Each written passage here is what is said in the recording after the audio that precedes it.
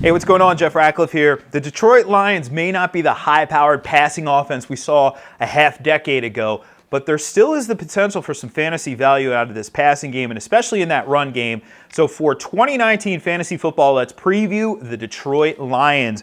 And let's start, of course, with that passing game. I think we have to look at the young wide receiver Kenny Golladay to kick things off. An exciting player, got off to a hot start last year, now cooled off a little bit, but ended up still finishing 22nd among wide receivers in PPR scoring. We know what Golladay brings. He brings a major ceiling to the game. And then, of course, there's more opportunity this year because Golden Tate is out of the mix. You know, the Golden Tate era officially over in Detroit. So you have to view Kenny Golladay as one of those players who's knocking on the door of that next tier for fantasy production. You're going to get him as a wide receiver too. You might even get more production out of Golladay this year, considering his fantasy ceiling. But, you know, Marvin Jones is still there, and Marvin Jones is getting widely overlooked in fantasy drafts. He may be one of the better values, in fact, on draft day for you. And before you poo-poo the idea of Marvin Jones, think about this. In terms of red zone targets, in the end zone, last year he saw 12 end zone targets.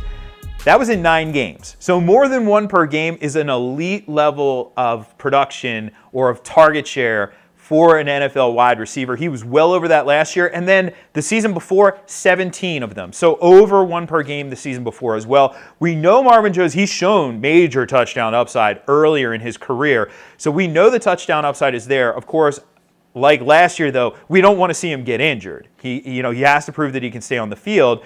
But that's the key. You know, how do these targets get distributed? If history shows us anything, Matthew Stafford is very likely going to be looking at Marvin Jones a lot in the red zone. So while you may not even have to pay a wide receiver 3 price for him, Marvin Jones is an interesting wide receiver 3. And like I mentioned, not having Golden Tate there is really key for both Golladay and Jones because those are extra targets. They really don't have a guy on this roster who's going to fill that role per se.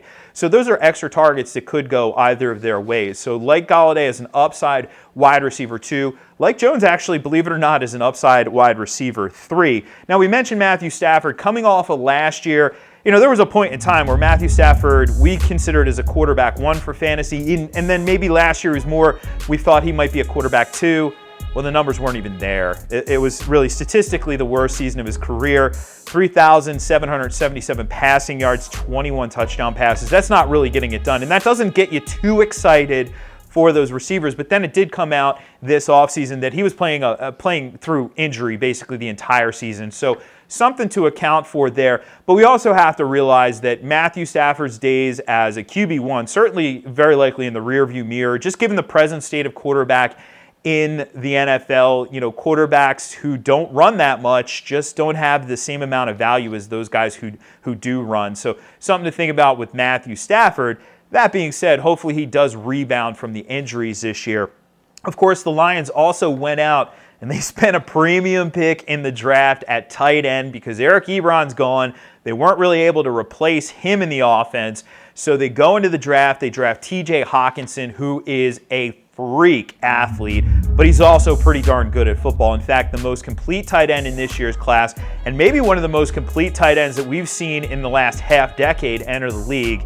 Super talented, and there's a lot to get excited about with TJ Hawkinson. However, that being said, keep in mind for fantasy purposes in redraft leagues, it takes a while for tight ends to really develop.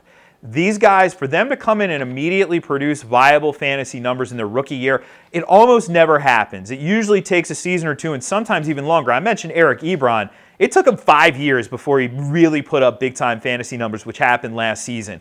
So it may not take Hawkinson that long, but for us to expect him to go out and produce in year 1, I think that might be a bit ambitious. That being said, dynasty leagues love him. I think, you know, in the long term, we could see him as a Travis Kelce type for fantasy, where we could be talking about TJ Hawkinson as the elite option at the position in 5 years down the line.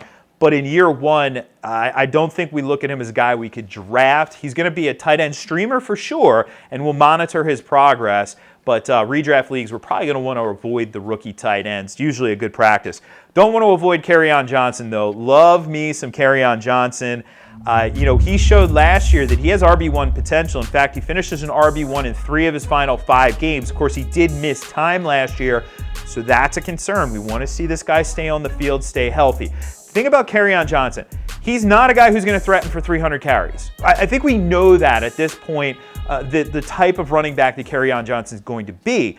But the bigger question is, what is his role in the passing game? Because he is good in that area. Of course, the Lions have historically, recent seasons had Theo Riddick in that role.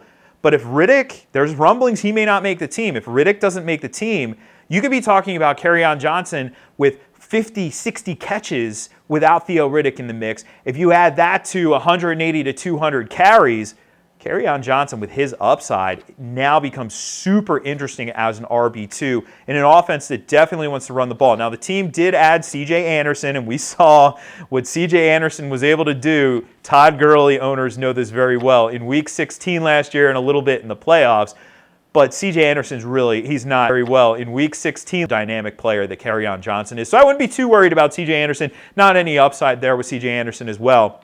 Kerryon is where the upside is in that backfield. A lot of upside with him, a lot of upside with Kenny Golladay, and hey, even upside with Marvin Jones. You want to see where all these guys land in our fantasy football rankings? You can check those out and more over at PFF.com.